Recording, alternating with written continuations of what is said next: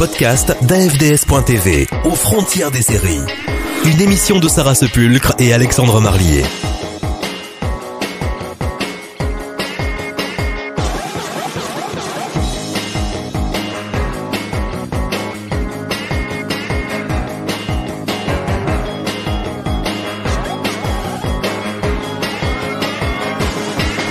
Les dossiers d'AFDS.tv, Alexandre Marlier.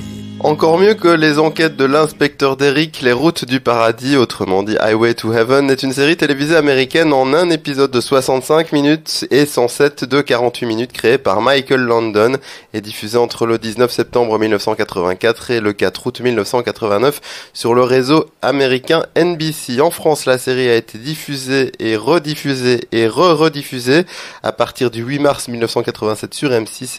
Pour nous en parler aujourd'hui, Sarah Sepulcre. Bonjour. Et pour en discuter avec nous, Stéphanie Chavagne. Bonjour. Et Cindy Willem. Bonjour. Pourquoi tu dis Derrick, c'est quand même mieux que Derrick, c'est en couleur, au moins les routes du paradis. Ah ouais, Derrick c'est en couleur aussi, merde. Bon, alors les routes du paradis. Tu es mauvaise langue et tu commences mal. Mais j'avais commencé mal aussi, donc l'un dans l'autre.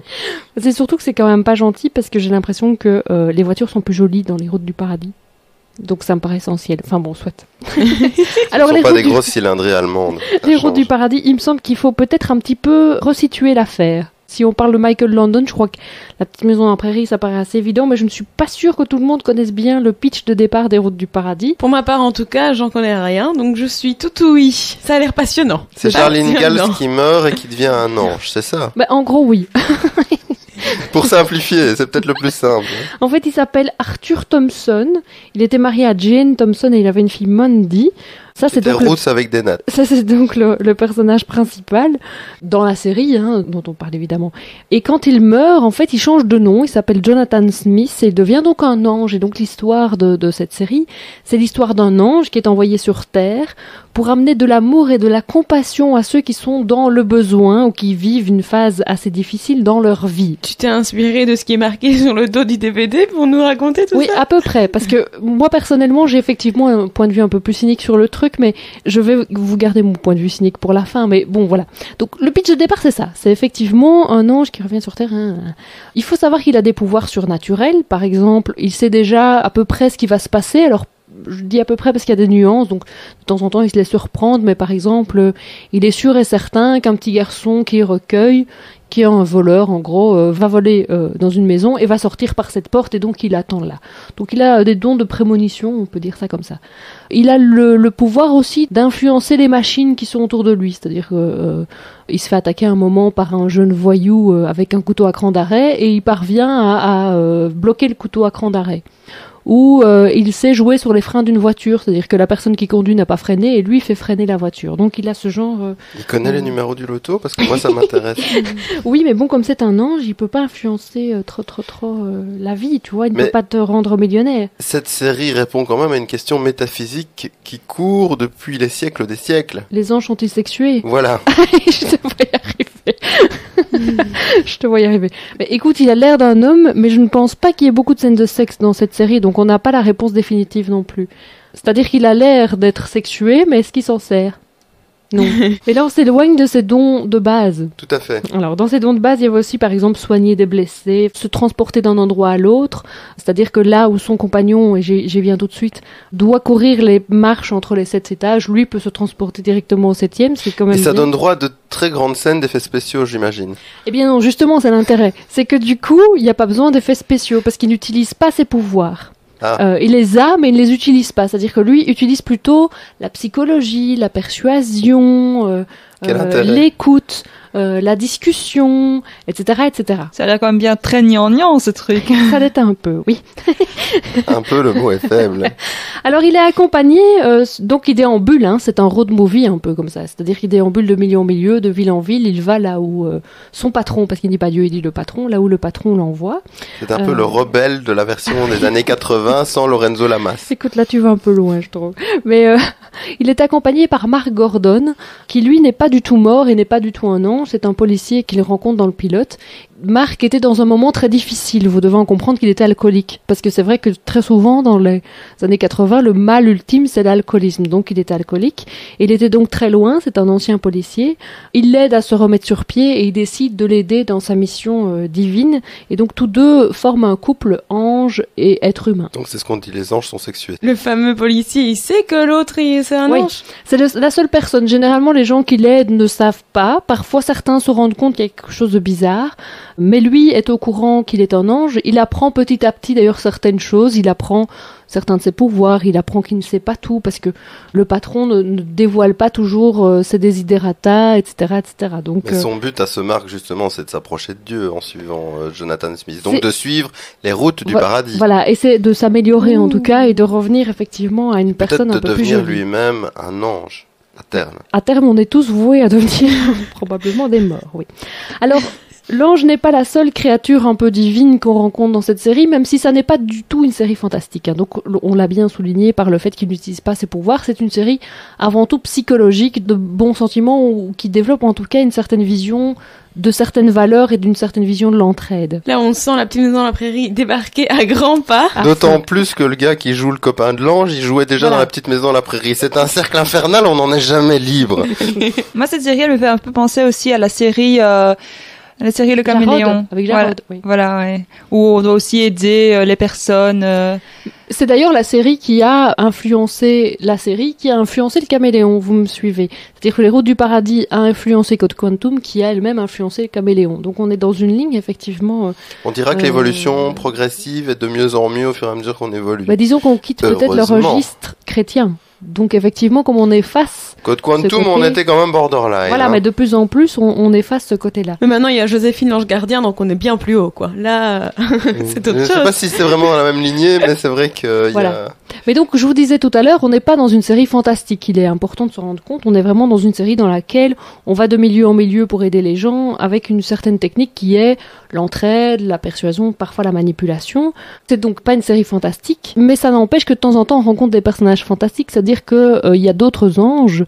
Il y a le diable, Saint-Pierre par exemple, qui interviennent de temps en temps dans cette série.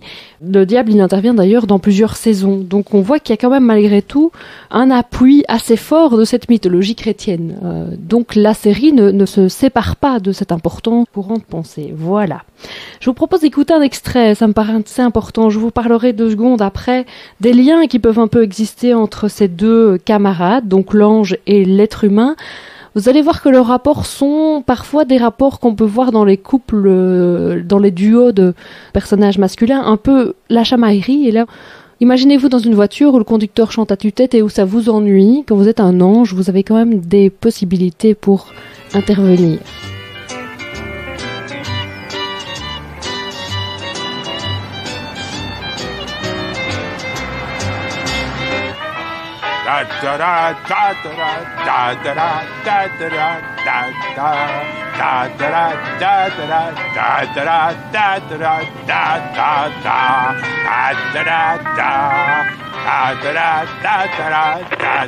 Vous pensez pas que si on fait la route ensemble, on pourrait se tutoyer? Si tu veux.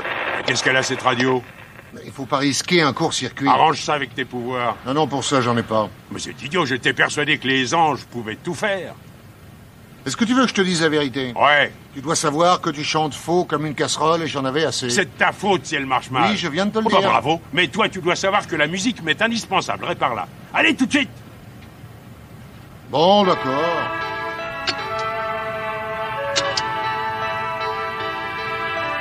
Ah, c'est joli, très joli. Bon, je t'en prie. Et si j'ai pas droit à la musique, je veux déjeuner. Ça, j'ai le droit. Oh, parfaitement. Merci. On voit que quand ça l'arrange, il utilise quand même ses pouvoirs, mais il y a un petit côté Laurel et Hardy entre deux, non? Oui, c'est un peu ça. Mais moi, je pense que c'est probablement un des intérêts de cette série. C'est que on a un couple qui fonctionne relativement bien, c'est-à-dire l'ange, droit, toujours à aider la veuve et l'orphelin, mais ça peut être très chiant un personnage comme ça, parce qu'il a pas d'aspérité. Et Mark Gordon, qui est joué par Richard French, il a un peu ce côté bourru, mal décati, très cynique. En plus, comme il sort d'une phase d'alcoolisme, il est un peu asocial, mais drôle et tendre en même temps. Et donc, de temps en temps, quand même, je dois avouer que j'ai rigolé de temps en temps en regardant la série, justement de l'interaction entre les deux personnages. Et comme l'ange n'utilise pas souvent ses pouvoirs, mais quand il les utilise, c'est toujours aux dépens de Mark. Et donc ça, c'est assez drôle. Effectivement, il éteint la radio et quand il la rallume, il la met sur une musique classique et plus la musique qu'il chantait avant. Et donc ça, ce sont les moments qui restent intéressants finalement, c'est cette interaction entre eux. Et donc finalement, on retrouve un procédé qui existe dans toutes les séries dans lesquelles on a un duo. C'est-à-dire qu'on a Starkey et Hutch, ils ne se ressemblent pas, et donc c'est l'interaction entre les deux qui est drôle.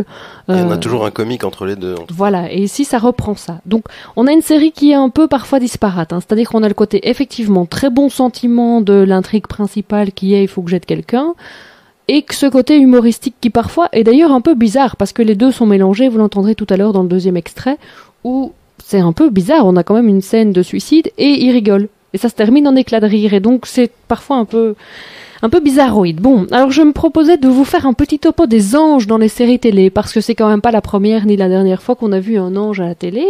Commençons tout simplement par dire que les anges dans la littérature ou dans la fiction, c'est quand même quelque chose d'assez fort utilisé. Le premier livre étant la Bible, et dans le premier livre, ça regorge d'anges de l'Apocalypse, ou d'ange Gabriel, ou que sais-je encore. Le Cupidon, par exemple, est aussi un personnage qui revient assez souvent dans les pièces de théâtre classiques, mais aussi maintenant en BD, par exemple.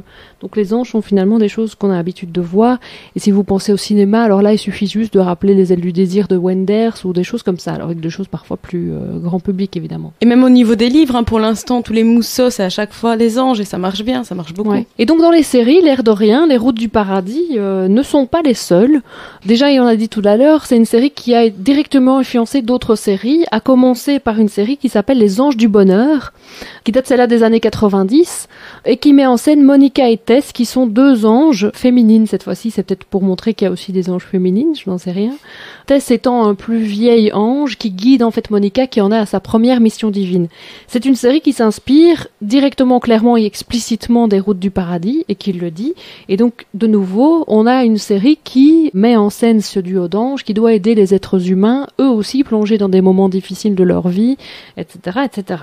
Par contre, ici, la série s'est interdit de mentionner le christianisme de manière évidente. C'est-à-dire que cette série-là, effectivement, fait référence à une croyance, mais n'a pas voulu se couper, parce que les anges, en fait, existent dans toutes les religions, qu'elles soient juives, qu'elles soient musulmanes, et donc elle n'a pas voulu se couper un public potentiel, et donc là, n'utilise pas la référence au christianisme en tant que tel, contrairement, évidemment, aux routes du paradis. Or, dans le rayon ange qui vient sur Terre pour aider les gens dans une phase difficile, avec de la persuasion et non pas des pouvoirs magiques, nous avons en France... Il y a Sarah.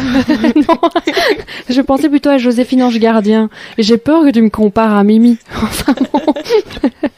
Donc Joséphine Delamarre, qui elle aussi donc a des pouvoirs, mais qui ne les utilise finalement qu'à des moments un peu anecdotiques, qui elle aussi disparaît à la fin de ses missions, un peu comme Jonathan Smith, et qui utilise elle aussi plutôt la persuasion, la gentillesse, la discussion, la psychologie, parfois durant de longs dialogues. Et qui essaye aussi parfois de faire de l'humour.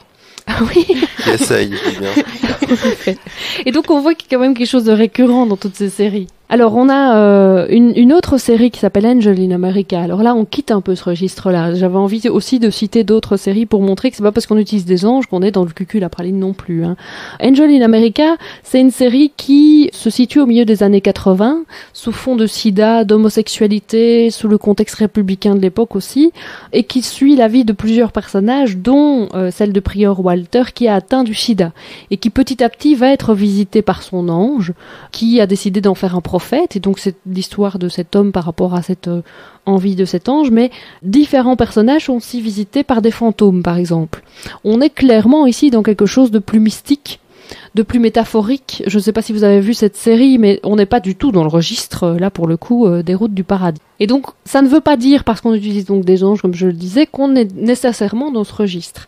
Alors, il y a des séries qui n'utilisent pas le mot ange, mais dans lesquelles on a aussi un peu cette idée de personnes qui sont mortes et qui reviennent malgré tout aider d'autres. On pourrait citer Dead Like Me, à commencer par celle-là.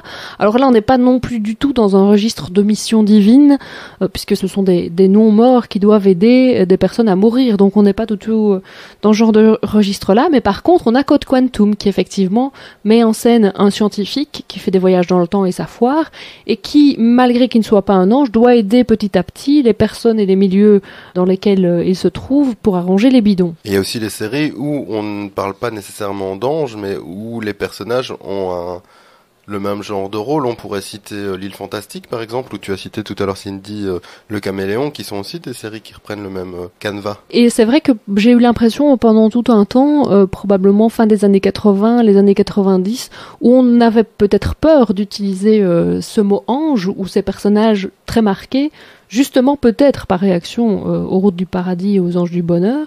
Ça, c'est une chose. Ça n'empêche qu'on a quand même utilisé ce registre des bons sentiments, ou en tout cas du justicier qui vient aider la veuve et l'orphelin généralement. Dans le style, on a aussi l'Instit, par exemple, série française qui est un peu du même gabarit. Il y avait aussi une histoire avec un médecin qui passait de ville en ville et qui venait aussi aider des gens. Docteur Sylvestre. Exactement, voilà. Et on pourrait citer, je l'ai dit tout à l'heure, Le Rebelle, mais finalement c'est la même cam finalement, tout comme Walker Texas Ranger au final. Ces séries ont en commun et ont probablement un avantage d'être des séries formules, c'est-à-dire qu'effectivement, d'abord c'est une série donc c'est plus facile parfois à produire, à diffuser, puisque ça ne demande pas une fidélisation du téléspectateur. Formule, c'est-à-dire qu'on sait très bien ce qu'on va y trouver, c'est comme dans Les Experts, on a un début, un milieu, une fin qui se suivent toujours souvent, et ce sont peut-être des séries un peu faciles entre guillemets, mais donc qui ont cet avantage de la facilité. Je vous propose d'écouter cette scène où vous avez un personnage qui a envie de se suicider et donc ils arrivent in extremis pour l'aider à ne pas sauter et en 1 minute 10 on parvient à résoudre la situation au fait que on termine sur un grand éclat de rire et ses problèmes, en tout cas les problèmes qui font qu'il allait sauter ne sont pas résolus, mais son envie, en tout cas, résolue. Et c'est parfois assez bizarre dans cette série, le mélange un peu du drama souligné par les élans musicaux et en même temps la comédie qu'on ne peut pas s'empêcher de placer.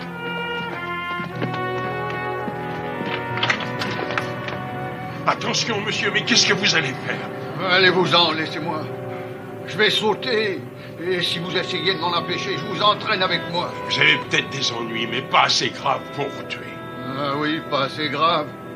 Laissez-moi vous dire un peu la vérité. Et alors, vous comprendrez.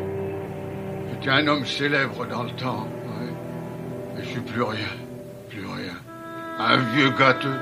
Fauché, oublié. Je peux même plus sortir de chez moi sans que ces petits voyous m'attaquent. Ma vue baisse terriblement. Dans 1 mois, peut-être 2, je serai probablement aveugle. Et j'ai pas les moyens de me faire opérer. Alors, vous trouvez toujours que la vie est belle? Bon, d'accord, je comprends. Je reconnais que vous avez des problèmes, mais il doit y avoir une solution. Ah oui, il n'y en a qu'une. Telle attitude m'étonne de la part du cavalier masqué. Comment savez-vous que c'était moi? La voix. Je l'écoutais régulièrement tous les samedis. Vous êtes Morton Clay. Vous vous souvenez de moi? Oh oui, alors. Ah, ben, vous êtes le seul et l'unique, à part quelques amis qui sont aujourd'hui aussi pauvres, aussi vieux que moi. Morton Clay, mais c'est incroyable, c'est grâce à vous que je suis devenu officier de police. Vous luttiez pour la vérité, la justice et l'amélioration de la vie. Oui, c'était un peu Superman. Ah oui, c'est vrai. Mais écoutez, le moment est peut-être mal choisi, mais je voudrais un autographe.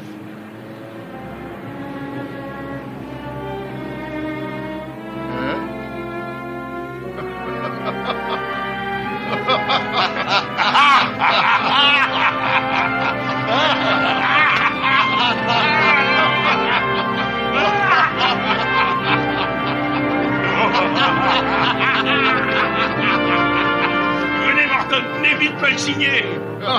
Pourquoi pas? J'aurais été capable de manquer mon suicide.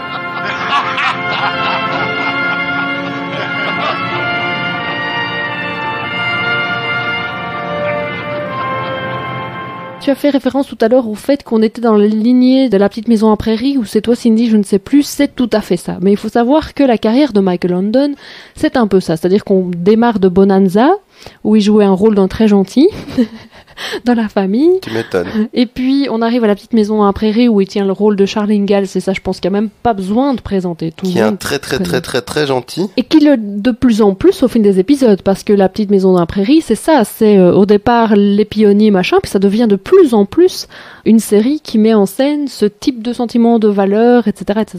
Il en devient tellement gentil qu'on a envie de le baffer parfois. Je crois que le comédien lui-même était très fort inspiré par les valeurs chrétiennes et lui-même mettait en pratique cela, donc je pense que c'est pas de manière innocente qu'il a fait dans ces séries. Il pensait qu'il y avait un message à faire passer, donc Les séries qu'il met en scène sont là pour ça. Il faut juste préciser, il n'est pas que acteur des séries dont je suis en train de parler. La Maison à Prairie, Les Routes du Paradis, il en est le producteur exécutif, le créateur, le scénariste parfois, et parfois même le réalisateur, si je ne m'abuse. Et je pense aussi qu'à cette époque, les gens étaient demandeurs aussi de ce genre de série, un peu mélo et avec une morale à la fin. Tu as tout à fait raison, parce que c'est vrai que c'est l'époque des sitcoms familiales aussi, dans lesquelles toutes les filles sont gentilles, les papas sont gentils, enfin vous voyez, la fête à la maison, etc., etc. Il y a effectivement un contexte, mais lui rajoute une couche en plus, qui est une couche d'une certaine valeur. Alors évidemment, Les Routes du Paradis, c'est encore plus, puisque là, il suit des missions divines, il est directement envoyé par le patron qui est Dieu. Et comme tu le disais tout à l'heure, c'est Charles Ingalls meurt et Charles Ingalls devient un ange, et c'est vraiment ça, on peut le souligner. Ça l'est d'autant plus que, comme on le disait aussi tout à l'heure, c'est Victor French qui jouait Monsieur Edwards dans La Petite Maison à la Prairie, qui joue ici Mark Gordon. Qui avait déjà dans La Petite Maison à la Prairie un rôle de bougon un peu gaffeur. Voilà, exactement. Et Charles Ingalls, effectivement, on peut faire un lien et un parallèle manifeste entre ces deux personnages. Et plusieurs acteurs de La Petite Maison à la Prairie font une apparition dans cette série. Par exemple, celui qui joue Albert Ingalls, Matthew Laborto, et celui qui jouait Nels Olson. Et donc, ce sont des visages qu'on reconnaît et des visages qui sont clairement attachés à l'univers Michael London. Je crois qu'on peut parler d'un univers Michael London, d'ailleurs. Qu'est-ce que j'en ai pensé de cette série ? En replaçant tout ça dans les années 80, il y a des critiques qu'on ne peut pas faire. C'est-à-dire que je ne peux pas dire que c'est lent, je ne peux pas dire que l'image, etc. sont limites, parce que, bon, c'est l'époque, on peut pas faire autrement. Quand on regarde aujourd'hui des séries des années 80, je pense qu'on s'ennuie une grosse partie de l'épisode parce que ça va pas assez vite pour nous. Donc ça, c'est une critique que je peux pas vraiment faire. Mais quand même, il y a des critiques. Alors la première, c'est le côté très manichéen, évidemment. Les méchants sont très méchants. Ils ressemblent à des méchants, c'est-à-dire que si vous voyez un loupard, il a une tronche de loupard. Il est évident qu'il pose des actes de loupard et qu'il est puni à la fin. Les gens qui vivent autour de ce loupard, par contre, sont des victimes, pleinement victimes, incapables de s'en sortir toutes seules. Et donc elles ont besoin de l'ange et de Mark Gordon pour venir les aider à s'en sortir. Et généralement, quand ils sont là, leur aide se résume à pas grand-chose. Et donc on peut dire qu'il y a une impulsion divine, et uniquement une impulsion divine, mais qu'ils ne peuvent pas s'en sortir sans cette impulsion divine. J'ai l'impression qu'à l'époque aussi, on prenait les téléspectateurs un peu plus pour des abrutis. Donc on stéréotypait fort les personnages pour que tout le monde comprenne. C'est évident, et c'est tout à fait le cas ici. Et les bons sont bons, les méchants sont méchants, sauf les méchants dont on sait ils les prennent en charge et qui donc vont devenir bons, c'est-à-dire le petit garçon voleur qu'on va chercher et qui lui a des circonstances atténuantes parce qu'il a été abandonné par ses parents, mais qui lui va devenir bon, et il le devient en un épisode. Ça paraît assez évident aussi, donc on résout tout en un épisode. Ça, c'est pas toujours très très intéressant. Effectivement aussi, on a des bons sentiments tout le temps, c'est-à-dire que aider les gens, on revient à faire des litanies et des litanies et des litanies sur la gentillesse, le bon cœur, la gentille petite fille, les valeurs républicaines pures, enfin... Je pense qu'on peut faire une série même avec ce type de valeurs sans tomber tout le temps dans les bons sentiments, dans la cucuterie, et bon là ça tombe tout le temps. Je dois avouer que ça tombe tout le temps dans le cucul à praline, c'est parfois assez lourd. Une autre chose aussi, c'est que ça n'est pas du tout fin. On appuie par tous les procédés possibles un événement. C'est-à-dire que si on veut montrer que la dame est un peu exaspérée, elle est dans la cuisine, elle cherche un paquet de café et qu'évidemment elle ne trouve pas. Et c'est ça le déclencheur de « j'ai perdu mon mari il y a quelques années, je suis seule au monde et mon fils va bientôt mourir parce qu'il a un cancer et donc je claque les portes et je m'énerve et je fais des grandes tirades. » Enfin, vous voyez un peu le genre. Mais la musique en plus accentue tout ça. C'est-à-dire qu'il y a plusieurs moments où la musique, on se dit « bon, non, ils n'ont pas fait ça. » Mais s'ils ont fait ça. Et donc ça renforce un peu encore ce côté que tu soulignais tout à l'heure en disant on prend les gens un peu pour les imbéciles. Et dans cette série, on ne cesse de vous mener par la main vers des choses un peu simplistes et qu'on veut absolument pas que vous manquiez, comme si vous risquiez de les manquer. Et quand tu parles de la musique, ça veut dire qu'on a des envolées lyriques à la Titanic ou bien c'est encore pire ? Ça peut être pire ? Oui, c'est pire. J'avoue que c'est pire. Et je suppose qu'aussi, comme on connaît le postulat de départ, on sait très bien que dès le départ, la veuve et l'orphelin vont être sauvés par Jonathan Smith. Oui, évidemment. Parfois c'est en demi-teinte, c'est-à-dire que Jonathan ne sauve pas un enfant atteint du cancer, mais trouve un enfant de remplacement à la maman, et l'enfant atteint du cancer rejoint son papa qui était mort dans la lune. Donc oui, oui. Et, ça va un peu loin. Et en plus, on le sent dès le début. Par exemple, cet épisode dont je vous parle, l'enfant joue avec des astronautes, des petits jouets d'astronautes. Son papa est astronaute et il est mort. On ne cesse de faire des références à l'alunissage, à la Lune, et donc on se doute qu'à la fin, l'enfant va aller à la Lune. C'est assez fin, finalement. C'est pas du tout fin, non, c'est ce que je disais tout à l'heure. Et enfin, il y a quand même des choses assez naïves qui sont de l'ordre de, comme je vous ai dit tout à l'heure, si vous êtes un enfant voleur, si vous avez des circonstances atténuantes, en un coup de cuillère à peau, on peut vous sauver et ça marche. Et il est clair que vous n'aurez aucun problème avec votre maman adoptive. Il n'y a aucun phénomène de rejet et qu'en une journée ou deux de jeu avec le fils, vous êtes complètement changé et transfiguré. Même pas 40 minutes d'épisode. Donc voilà, oui. Et donc bon, ça c'est clair que pour un téléspectateur actuel, c'est impossible à regarder. Il faut quand même être clair. Est-ce que tu as quand même trouvé quelques points positifs là derrière? Mais comme je disais tout à l'heure, le côté parfois un peu dynamique des dialogues et des éléments entre les deux personnages me paraît assez intéressant. Il faut savoir aussi que ces deux acteurs-là s'entendaient très bien et que ça se voit. Donc il y a un véritable plaisir d'acteur entre ces deux-là. Victor French est d'ailleurs un acteur assez intéressant. Enfin, je veux dire, il sort son épingle du jeu. Charles, bon, vous voyez, je dis Charles.